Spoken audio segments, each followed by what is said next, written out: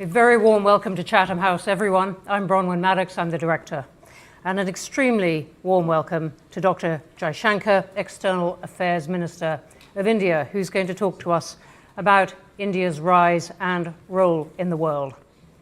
And he needs, I say this sometimes about our guests, but I will say about you, needs no introduction, but let me just add a few things to the things that you will know about him. One of the, I'm going to say, longest standing foreign ministers around. You've survived longer than many since 2019. And is also a member of the upper house of India's parliament from Gujarat, was foreign secretary from 2015 to 18, ambassador to the US, to China, Singapore, and the Czech Republic, and has also served in other diplomatic assignments in Moscow, Colombo, Budapest, and Tokyo. And I say that because people who have a span of the world are particularly valuable these days. And very, very glad that you have come here to talk about a wide range of things. So I was saying to you upstairs, I want to start with geopolitics and then go on to some things about the British-Indian relationship and then come to some questions about India at the end. Please, everyone, do start thinking of your questions. We're going to chat for about half an hour, and we have a clean hour here. It is, just to make the point, on the record, being recorded and live streamed. And if you want to ask a question and you're in the hall, please do the conventional thing of sticking up your hand, and I will do my very best to come to you. If you're online, welcome again. And if you send in your questions using the Q&A box, I will do my best to pick out them as well. So with that, welcome. Thank you. Let's start with what we can call geopolitics, but that one word is standing for rather a lot these days. What do you make of the first 41 days of the US's new foreign policy? Is it good for India? Is it good for the world? Well, it's interesting. And I think, and some of it, I must say in all honesty, is not surprising. Mm-hmm. If you actually tracked it and assume that most of the time, political leaders at least do much of what they promise to do. They do not always succeed, or they do not always get everything they want, but as a general principle, when people, when political forces or political leaders have an agenda, and particularly if it is one which they have developed over a fairly long period of time and have been very articulate, even passionate about it, then I think much of what we have seen and heard over the last few weeks was to be expected. So I'm a little surprised that people are surprised. Now, that said, is it good for India? In many ways, I would say yes. My Prime Minister was in Washington about 2 weeks ago. I had accompanied him. I was myself there for the presidential inauguration. And when I look at our interests and our expectations of the relationship, I think there's a lot of promise we see there. Conceptually, I think we see a president and an administration which, in our parlance, is moving towards multipolarity. And that is something which suits India. When you say that they are moving towards multipolarity, do you mean accepting or even encouraging there being many poles of power in the world? I think practicing, and by practicing, promoting.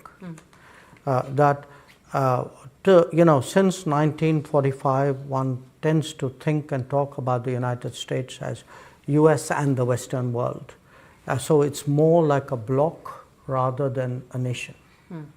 I think what is quite clear is the US's own self-perception is now more as a nation and perhaps a little less as a bloc.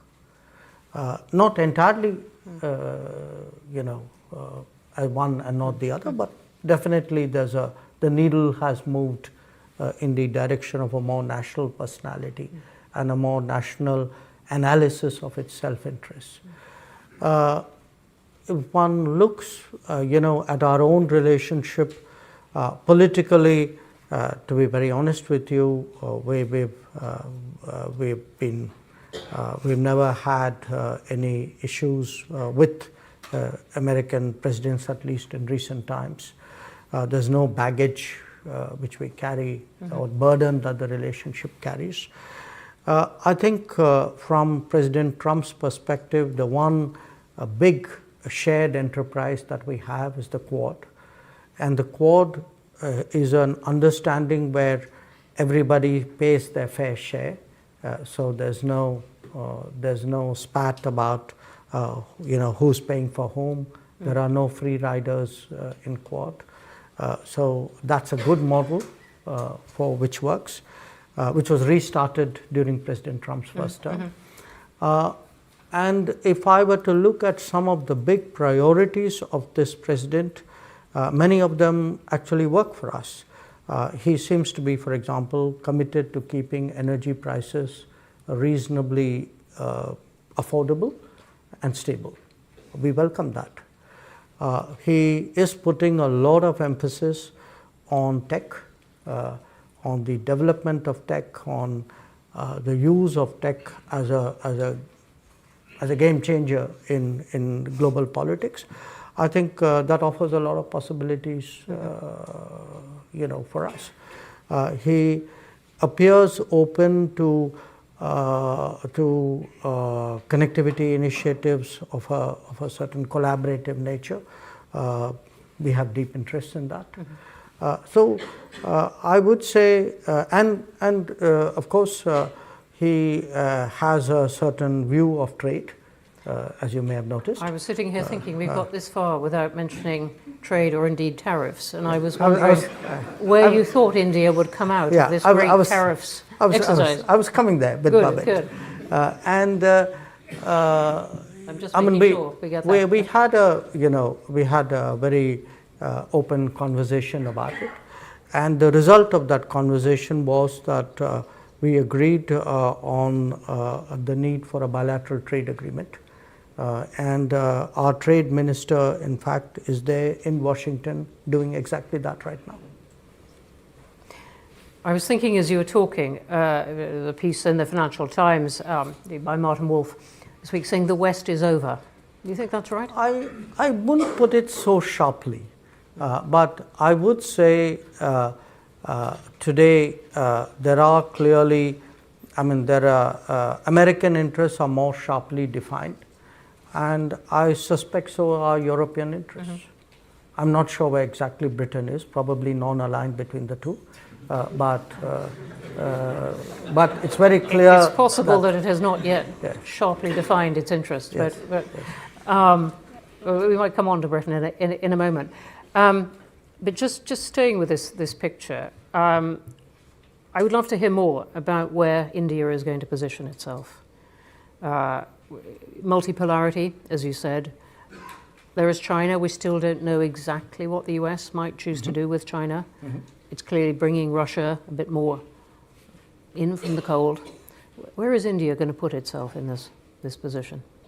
Vis-a-vis the US or vis-a-vis US and China, yes. All this is shifting. Look, our endeavor, at least for the last decade, has been to try to see if we can actually develop all the big relationships in a way, and the non-big relationships as well.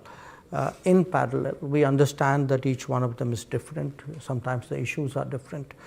I'm not saying that it means being equidistant or behaving the same with everyone. I think in each case, it has to be customized, it has to be assessed.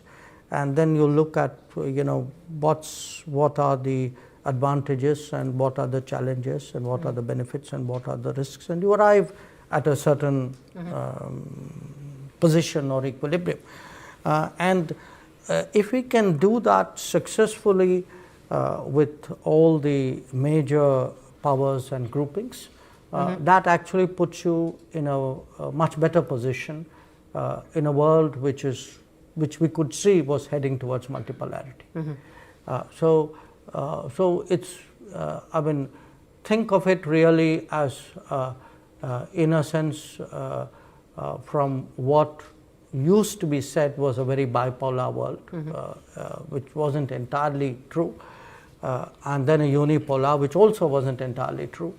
But today, if you have many more centers of decision making, many more sources of influence, many more discussions with multiple players to really address any solution or any situation, I think that's the kind of world, and I think the country which has the maximum flexibility and the least problems is obviously better off in that world, and that's our endeavor.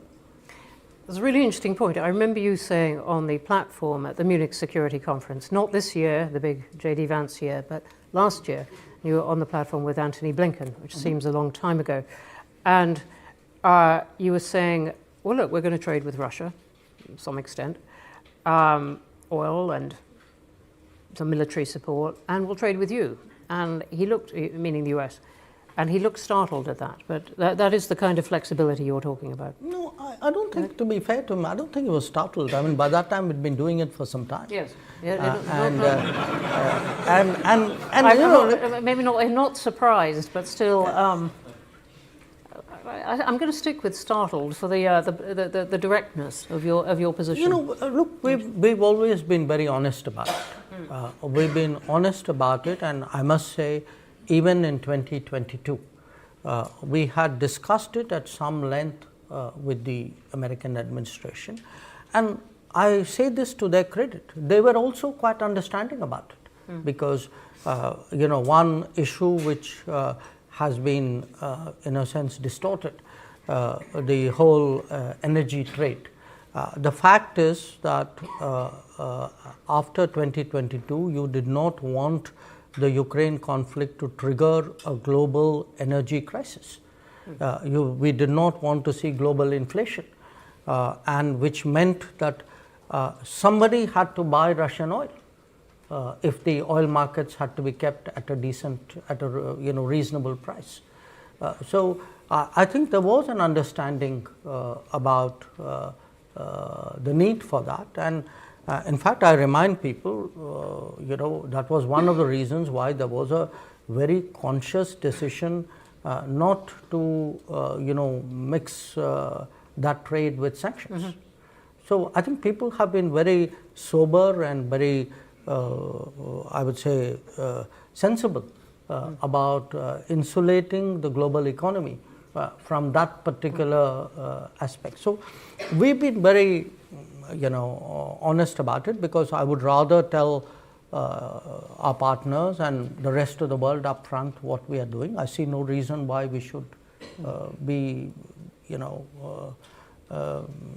less than direct in any way. What about the BRICS? What would India like the BRICS to be?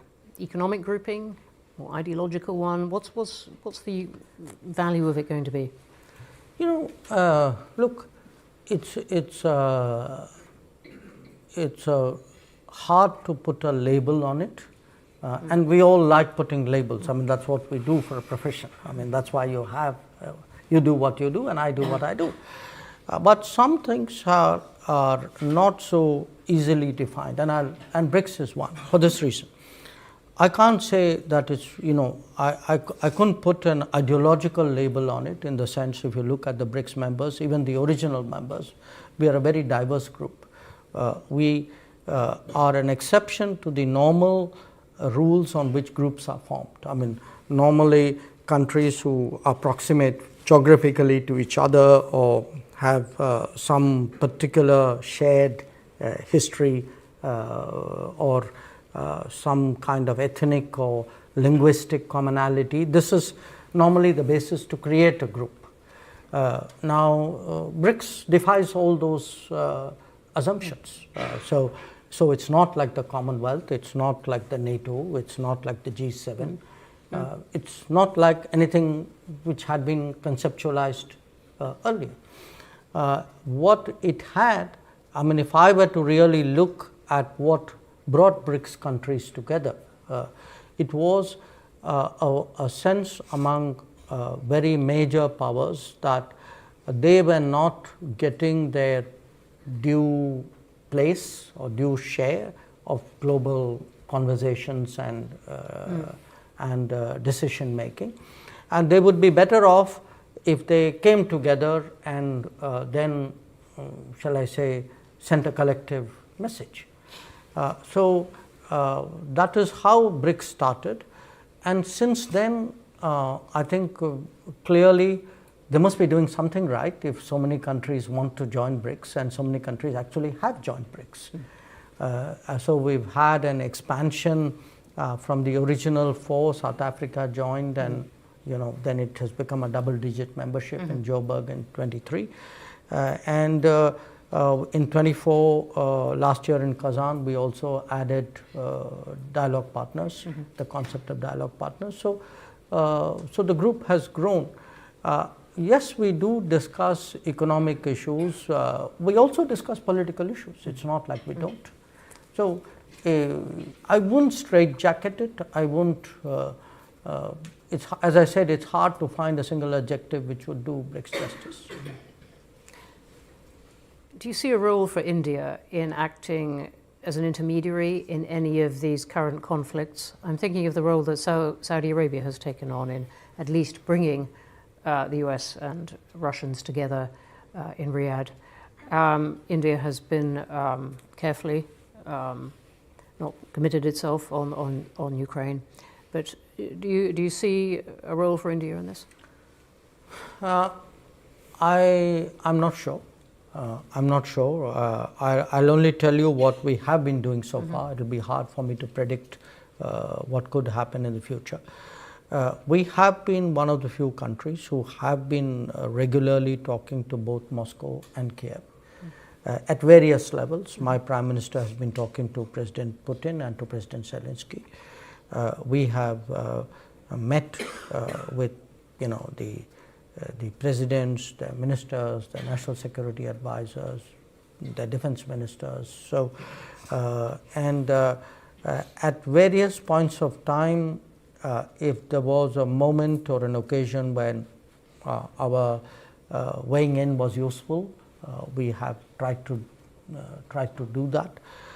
Mostly, it has been very specific. For example, in the summer of 2022. At that time, the Black Sea grain corridor was sought to be constructed, and there were some hesitations in Russia. So a few other countries approached us to, including Turkey, which had the lead, to press the Russians on that. We did that. When the Zaporizhzhia nuclear plant came under firing, we actually were approached by the Ukrainians to pass messages on to the Russians, which we did, and they had something to say, which we communicated back. We worked a little bit with Mr. Grossi in IAEA on that. So wherever there's been a sense that, okay, India can do something, somebody has come to us and said, would you be willing to do that? We've always been open-minded about it. To the extent we proffered advice, we have largely done that in the privacy of a room. We have spoken our mind to both countries, both leaders. Our view has been that they need to do direct negotiations. That's been our consistent position. We have never advised them what should be the format and what should be the terms of the negotiations. That is their business. But if and I would say this, every time we've had a significant and useful conversation with either of them, we have taken the approval of President Putin to share this with the Ukrainians and President Zelensky to share it with the Russians. So we have kept that going. But beyond that, as I said, we have never, it's never been up, we haven't done a peace plan or, put out a particular view. We don't think that is appropriate. I think this is an issue where the parties involved have to decide for themselves. And we also understand the stakes that Europe has in this matter. We understand the interest which the United States has in this matter. We hear it from the Russians that they too feel that there are other parties to be engaged. So I think it was the right in full manner, and will continue to do that. Let's come on to the relationship with the UK. You saw the Prime Minister yesterday. I believe you're going to Belfast and Manchester tomorrow. You've seen David Lammy today. Is that right? Yes, yep. I saw. I was with him yesterday as well. Yes. Lots of David Lammy. Right. Where does this stand? And let's start with the free trade agreement. I was in fact, the last time I saw you in your office in Delhi 18 months ago, and there was a great buzz around, was there going to be, would Rishi Sunak come over?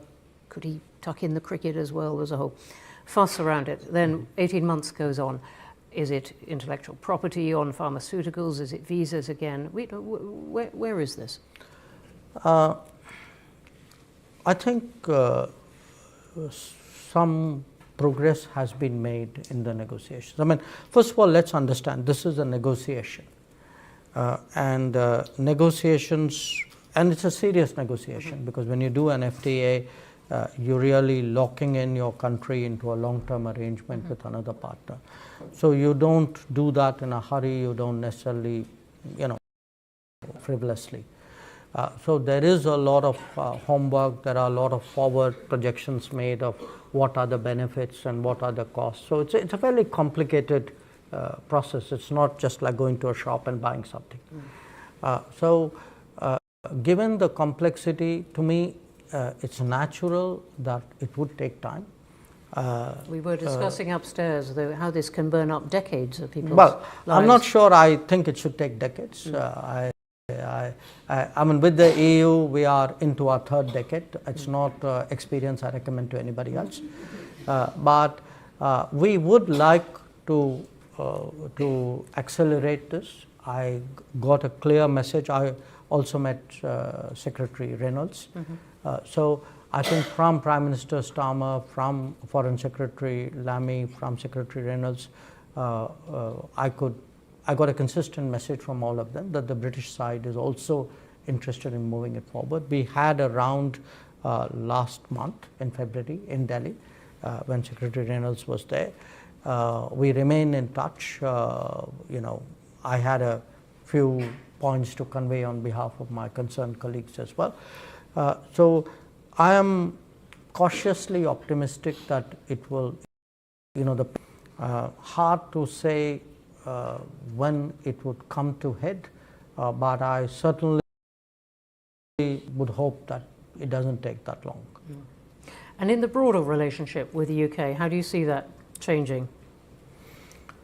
Well, look, if we actually do conclude the FTA, but I think it'll have not just an economic or a trade impact. I think it would have a larger relationship impact. I think people will see many more, they would be encouraged to explore a lot of other possibilities.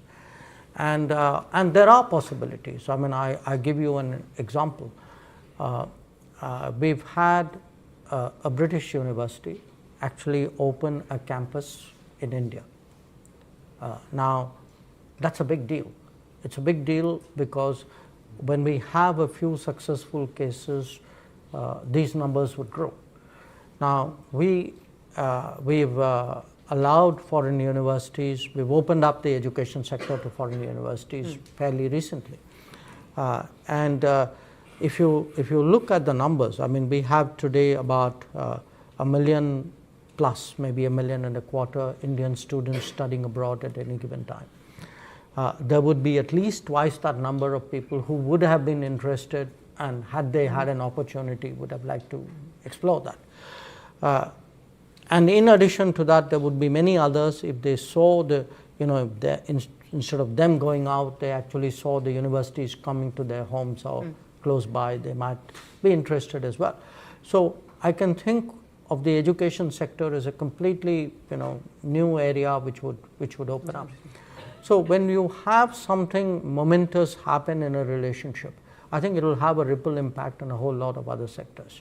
I see that, similarly, we are considering making some significant changes to our nuclear policy, including amending our liability legislation and also contemplating the possibility of private sector operators in the nuclear field.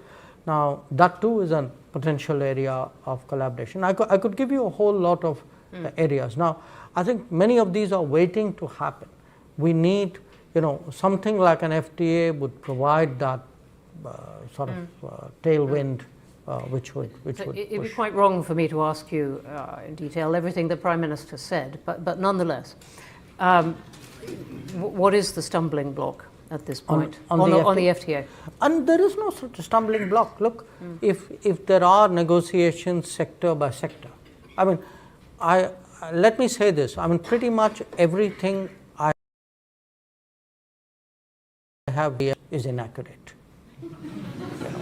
So people often claim. So visas are not a problem, and pharmaceutical IP is not a problem. It's good you asked me that. Yeah. Visas have nothing.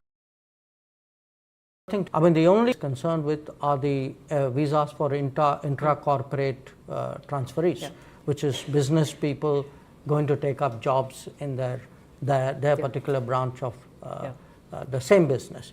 So I saw these stories or these reports that somewhere there are visa demands. That's not the case. And I could give you a whole lot of other inaccurate examples.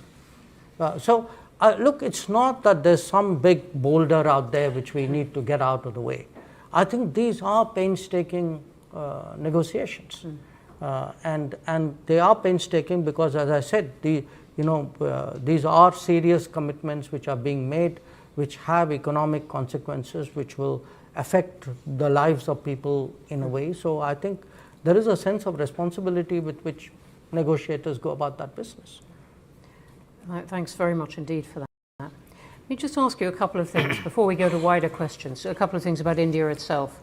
And I'm very struck by a whole line of discussion in the Indian media at the moment, summarized by the question, will India get old before it gets rich? Not the country so much as its people, but the question of whether its growth is really managing to keep up with the aging and size of the population. That's not a question which is unique to India. No, not at all. I mean, people have been asking that question on China. They ask it about some other East Asian countries. They ask it about this one too. Yeah. But, yeah. So I think it's a natural question to ask about any economy which is growing rapidly and which is consequential for the rest of the world. My sense is the pace of progress in India, I mean, this is just me talking, will actually surprise people because we have, look at it today, we are roughly, I would say, about $3,000 minus per capita economy. Okay. Think back on the rest of the world when it was at that level. What is different for us is we have the access to technologies and practices and possibilities which others at that point did not have. For example, digital. So there is a great possibility to leapfrog in terms of our development. I think I'm pretty sure that the growth of India will follow a pathway or a trajectory which would not be taken by any significant economy before us, simply because many of those possibilities did not exist for those economies at that time. I press you on it because so much hope has been attached to India's development, its trajectory, as you said. And yet there are a lot of questions about whether that can continue, or, as you said, leapfrog. No, I don't think any of us doubt that it will continue. I mean, we are fairly sanguine that we have multiple decades of growth at, let's say, 7% ahead of us. But I mean, naturally, with urbanization, with prosperity, I mean, there are demographic consequences to that. I mean, that's a universal rule. Why would we be an exception to that rule? But I think if you look at the numbers, I think there will be a demographic trajectory, there will be a prosperity trajectory. I am not sure that there is grounds to be as alarmed as your observation would suggest.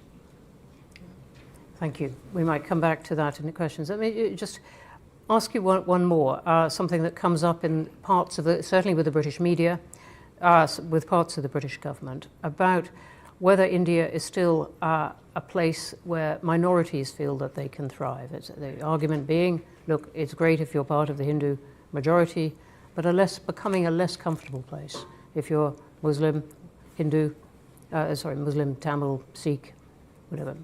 Has that come up in your conversations with Britain, and what is your answer to it? I'm a Tamil, I feel completely comfortable. And I think I can say that for the High Commissioner too. So look, there is a certain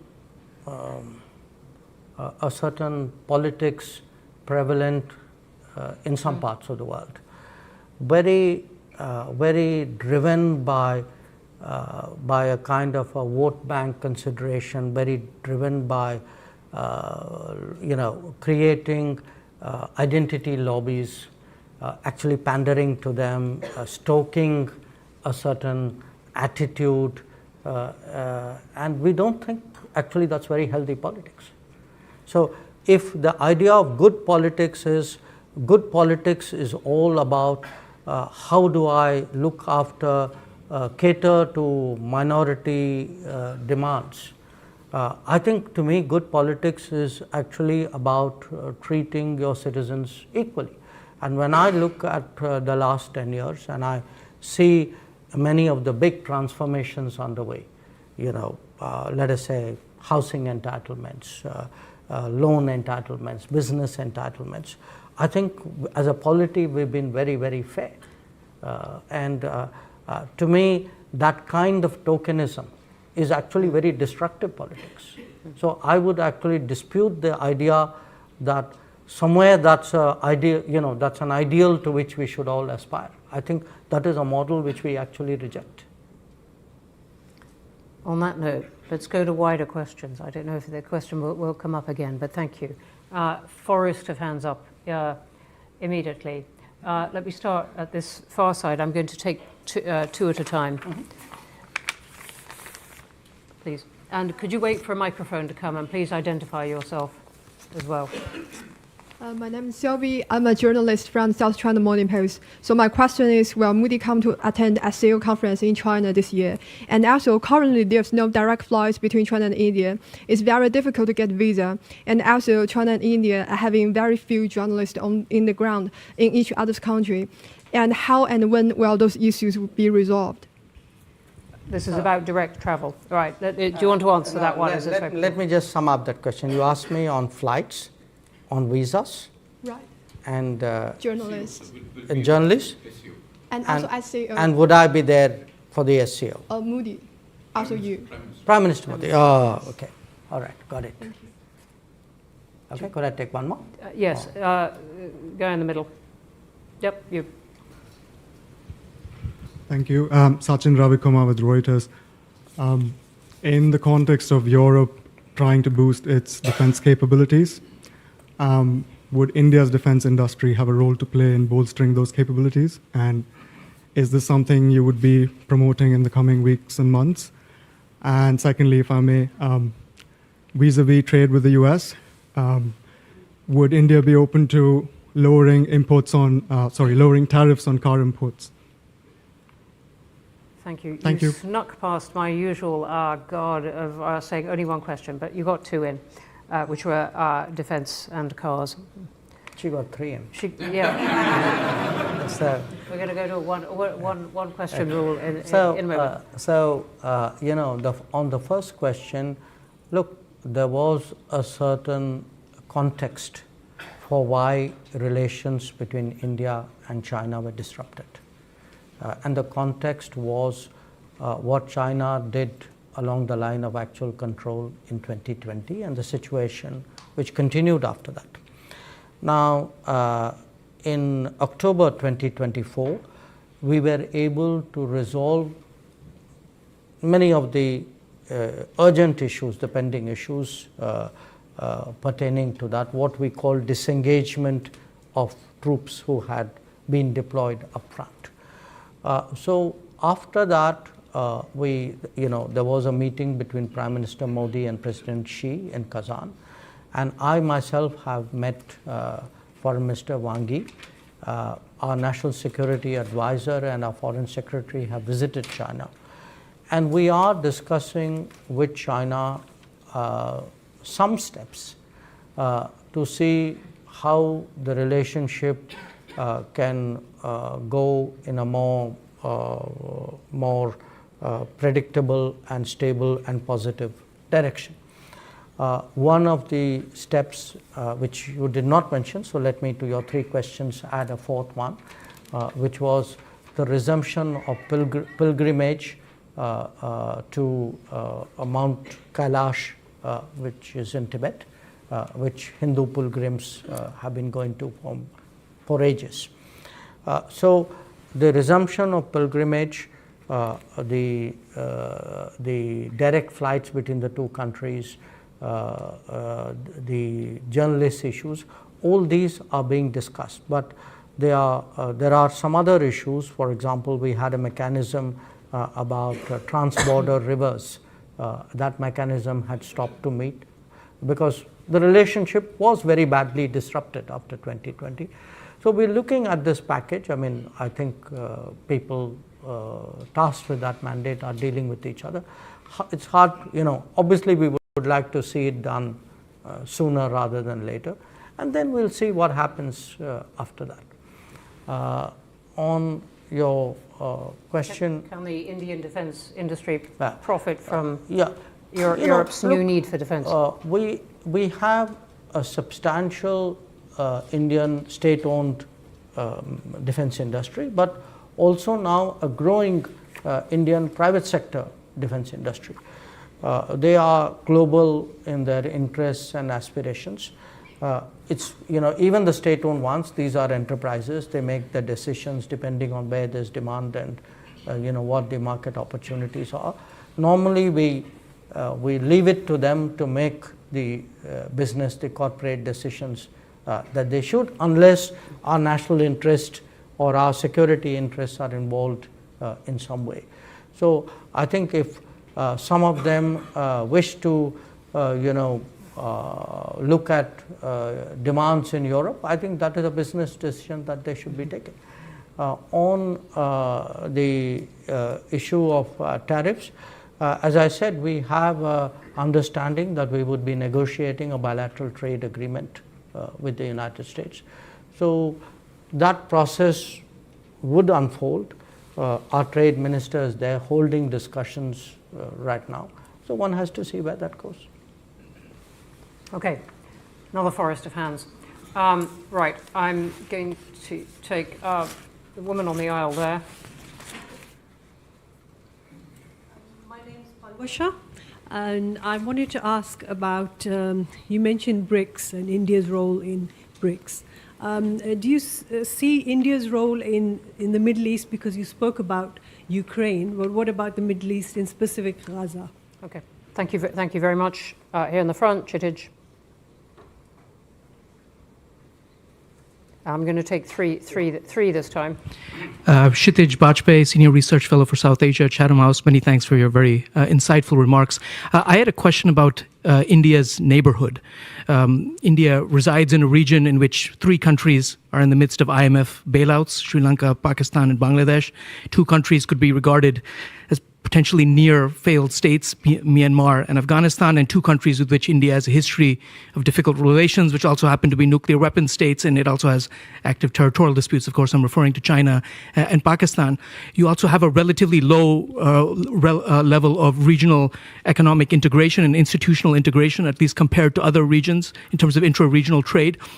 So my question is do developments in India's neighborhood, do they hold back or undermine India's global aspirations? Or to put it more bluntly, can India rise without its region? Thank you. Thank you. And I'm going to take one more right here in the front.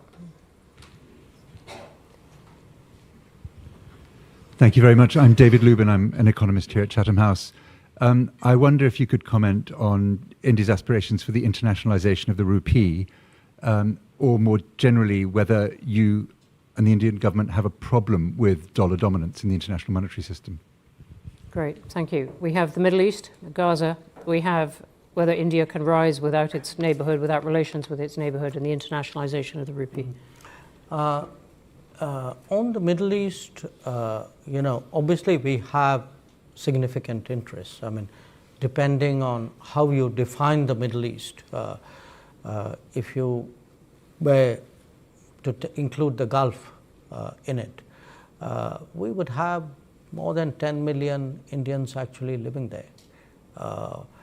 The trade, our trade with the Gulf would be today, our exports to the Gulf alone would be close to $100 billion.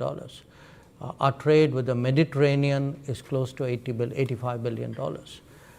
The Mediterranean has almost 500,000 Indians living in the littoral states of the Mediterranean. So if I were to, and if one looks at the footprint, the economic footprint, I mean, whether it's the Mediterranean countries, whether it's the MENA countries, whether it's the Gulf, I mean, there isn't a country where there isn't today some kind of significant Indian project, business, infrastructure, activity. So yes, we would like to see a stable, safe, prosperous Middle East, but we do understand, I mean, right now the situation is very complicated. Again, we have a position which is obviously, in my view, very objective and balanced. I mean, we do condemn terrorism and hostage taking.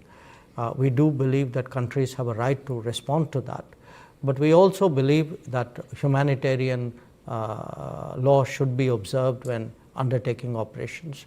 We do think there's an urgent need to get relief and rehabilitation done in Gaza, and we strongly advocate for a two-state solution. So we have I would say a broad spectrum but consistent, and in our view an objective position about it.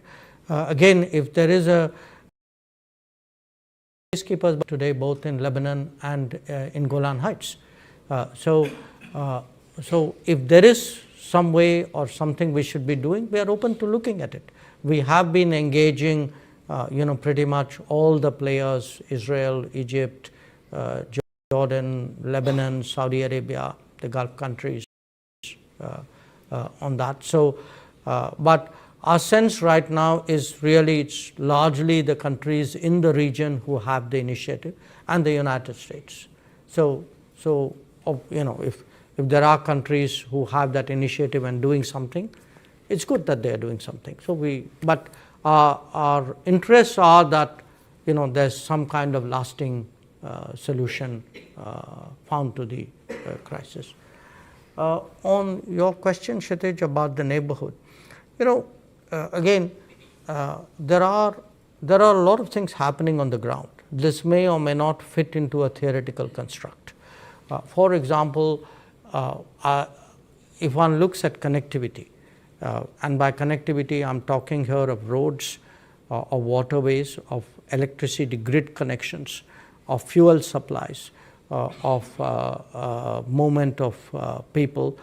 In fact, the last 10 years has seen an extraordinary pickup that whether it's Bangladesh, whether it's Nepal, even Myanmar, that every one of these countries today in some form, compared to where they were 5 or 10 years ago, are either importing or exporting more energy, are trading more, are seeing a much greater flow of wagons, buses, people, you name it, much more goods transiting through countries or to countries. So in many ways, actually, on the ground, the real economy is experiencing a very, very profound change. Now, in terms of regionalization, perhaps in a sort of a conceptual way, it may not be that visible, but then do bear in mind when Sri Lanka had a very serious financial crisis, while the rest of the world largely sat on its hands, we actually came forward with a package of more than $4 billion, which was almost twice the size of the IMF package. So, and if you go rewind a bit and go look even at the COVID, between that region, like any other region, has had a COVID crisis, it's had a Ukraine crisis fallout. There have been issues coming out of the global economy because it relates to your question about availability of dollar, trade issues, liquidity crisis.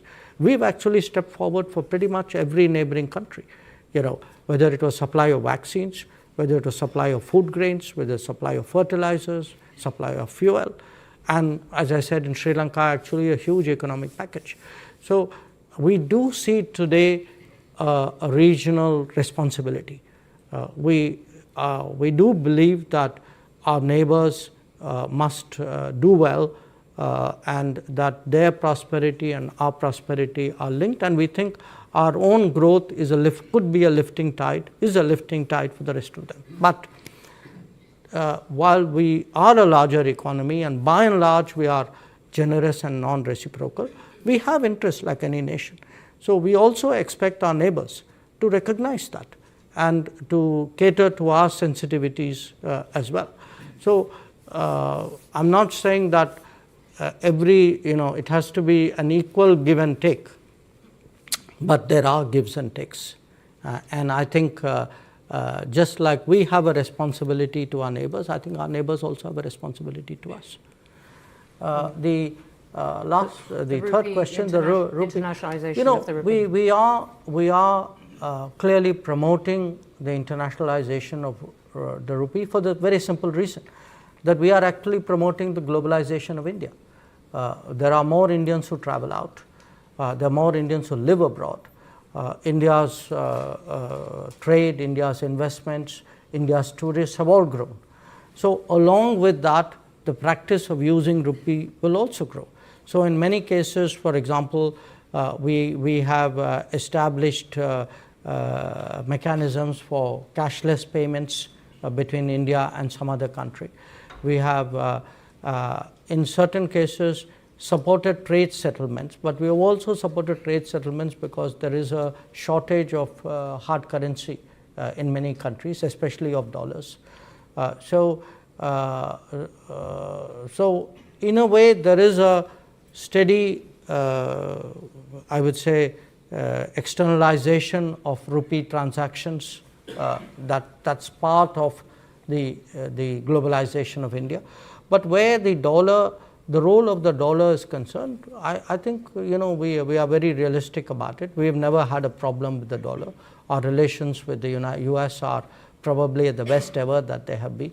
So we have absolutely no interest in undermining the dollar at all. On the contrary, I think a lot of the problems in our region is the lack of the availability of dollars. So I would say many countries want to see more dollar, not less. Thank you. Take a gentleman here on the aisle. Yep. My name is Nisar. I am an author and a journalist. Let me make you a little nervous, Your Excellency. Thank you very much for your dissertation. Yeah. Kashmiris are up in arms because India is occupying Kashmir illegally. That's the reason why they are protesting. Now, given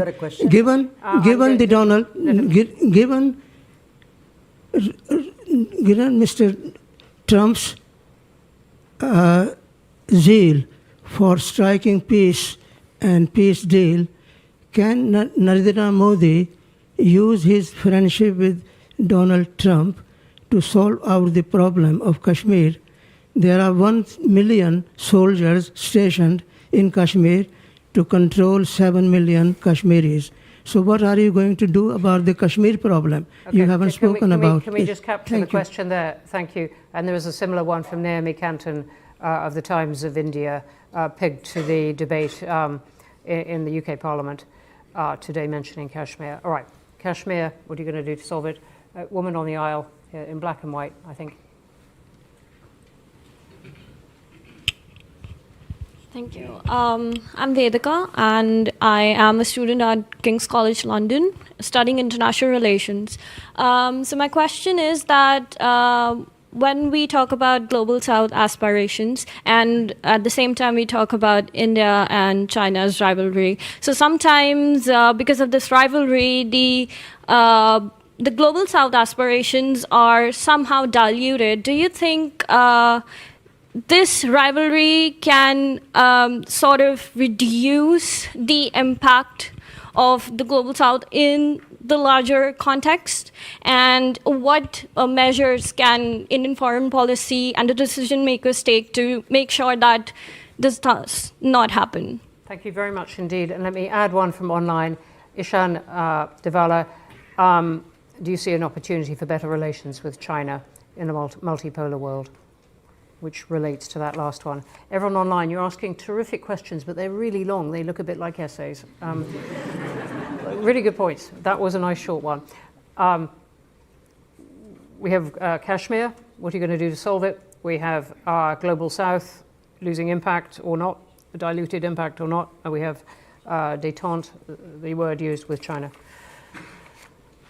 Oh, okay.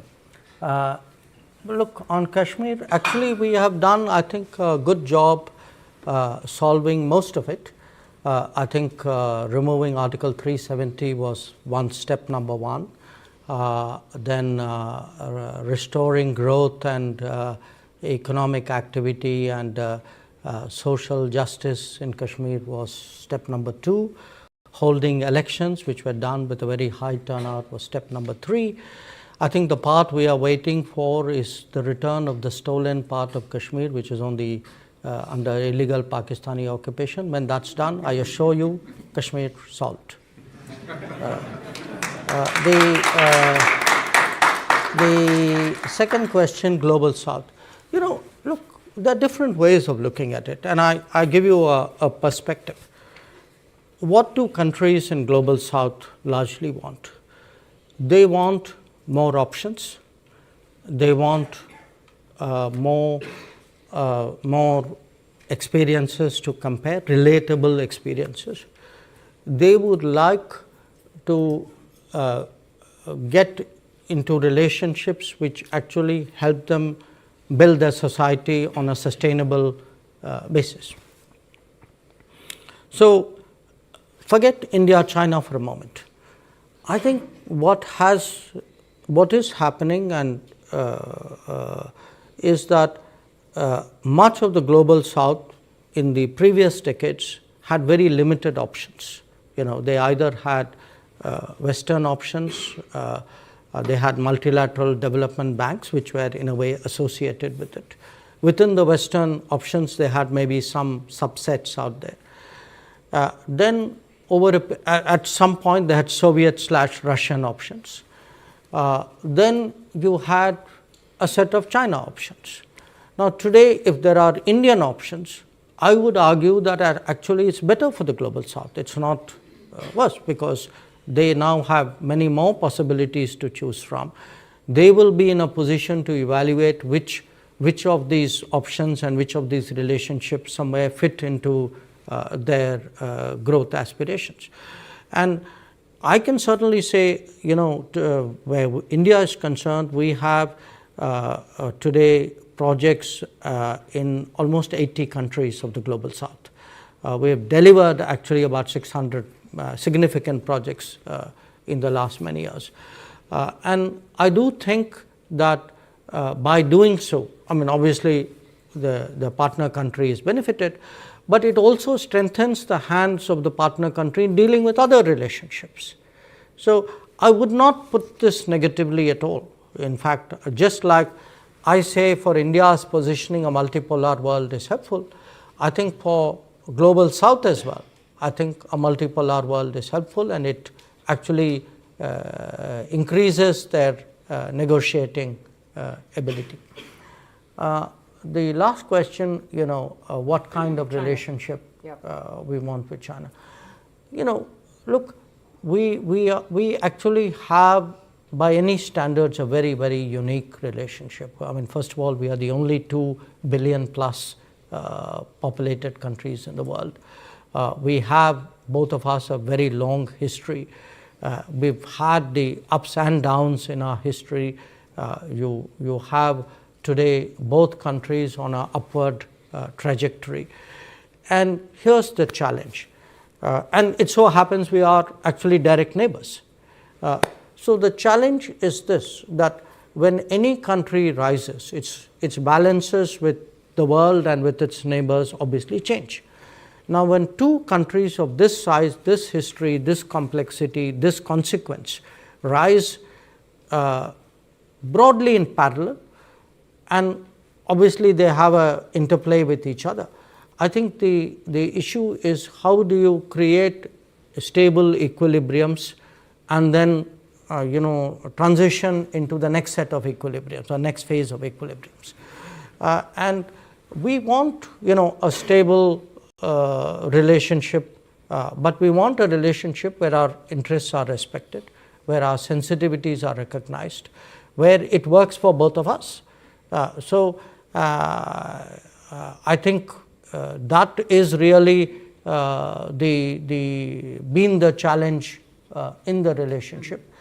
And obviously, for us, because of the border, for us, the management of the border, the assumption for the last 40 years has been that there must be peace and tranquility in the border areas if the relationship is to grow. If the border is unstable or is not peaceful or is not tranquil, obviously it will have consequences on the growth and direction of the relationship. Mm-hmm. Okay, let's just squeeze in a few more hands than ever. All right, I'm going to the gentleman right in the middle who's been very patient. Anis Nasser, retired banker. Dr. Jaishankar, one huge question for you. A lot of talk has been emanating from BRICS group to replace dollar and have its own payment system. Do you think, in view of fast-changing demographic in respect of politics and economics, is this likely to happen in the next 5-10 years? Thank you very much. I'm going to go to Ashish Goyal right on the aisle here. Ashish, if you can wait for a microphone to come to you, which is coming now. Have you got it? Brilliant. Thank you. Thank you, Dr. Jaishankar, for your thoughts. I'm Ashish Goyal. I'm a global macro investor. And I'm going to continue on this dollar theme, actually, because you spoke about the idea of multipolarity being a good thing, and that's where we are headed towards. So why not multipolarity of the dollar, as in the sense currencies across the world, payment systems across the world?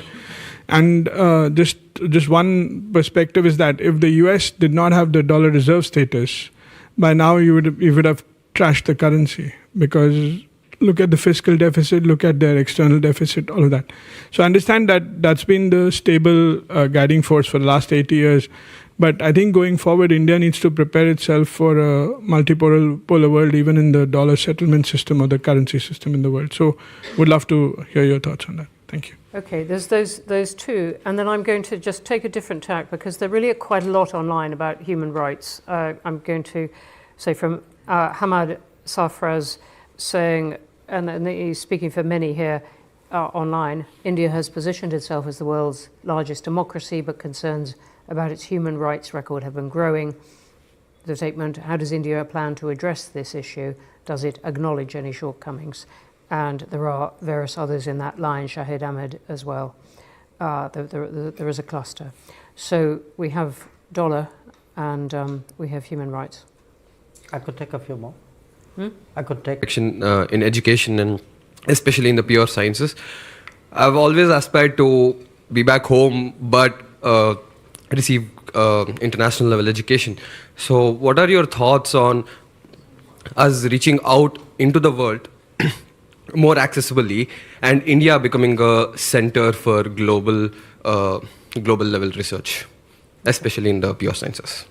Okay, let's take those. No, because we need to stop at 7. Thank you for your generosity, but we actually in respect of the. So we can close with this, right? With these batch, Yeah, yes. okay. Yes. Look, I take the two dollar questions together. As I said, first of all, I don't think there's any policy on our part to replace the dollar. As I said, at the end of the day, the dollar as the reserve currency is the source of international economic stability, and right now what we want in the world is more economic stability, not less. Now obviously there are, I would also say, in all honesty, I don't think there's a unified BRICS position on this. I think BRICS members, and now that we have more members, have very diverse positions on this matter. So the suggestion or the assumption that somewhere there's a united BRICS position against the dollar, I think is not borne out by facts. And I'm, again, to me it's kind of deterministic that if there is multipolarity has to translate itself into a currency multipolarity. It doesn't have to. Again, even when I was explaining multipolarity, my point was that economy in the world, in many ways, the almost the fulcrum or the key player in the global international architecture. Our own relationship is growing. It's very positive. We do believe today that working with the United States and strengthening the international financial system, economic system, is actually what should be the priority. So I think that both a strategic assessment as well as our sense of what is required today by the international economy will really guide our thinking on this matter. On the human rights concerns, look, I think a lot of this is political. It is political because, Political is not necessarily a bad word. It is how people express their desires for their country. No. Allow me to complete. We have been, for political reasons, at the receiving end of, a lot of, I would say, expressions and sometimes even campaigns on human rights. We listen to it.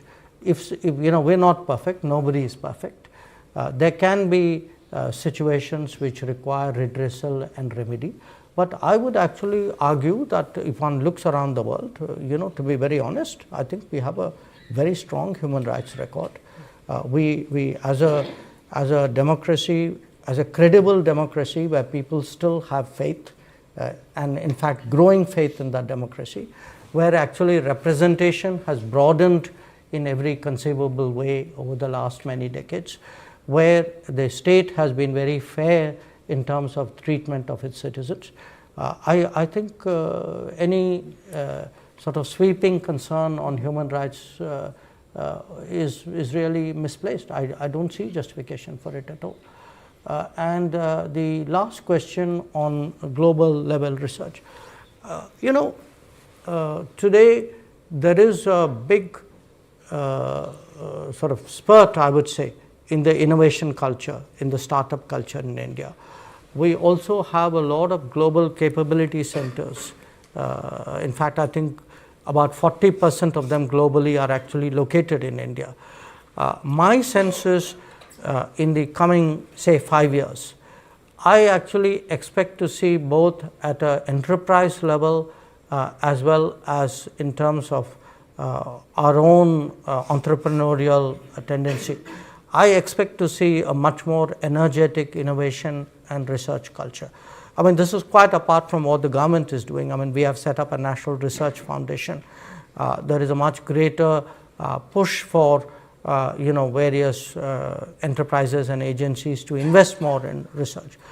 There are some standout sectors. I mean, space would clearly be one, where you can see really what has been a very youth-driven, often I would say almost outside the government innovation, which has paralleled what have been enormous steps taken by the government-led program as well. But it's happening in a whole lot of other areas. And I think for young people in India today, there are possibilities and opportunities out there which probably didn't exist in the previous decade.